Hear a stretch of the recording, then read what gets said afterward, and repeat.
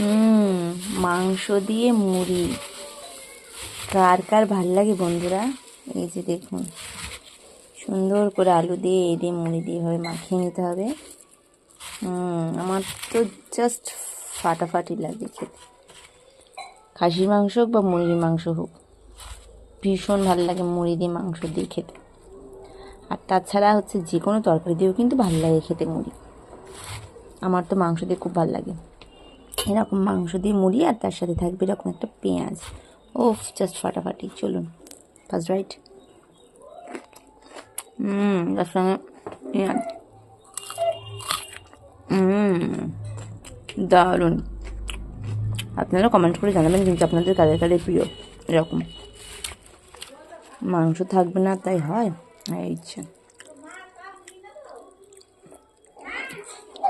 দারুণ দারুণ। কার কার favourite comment করে বলবেন।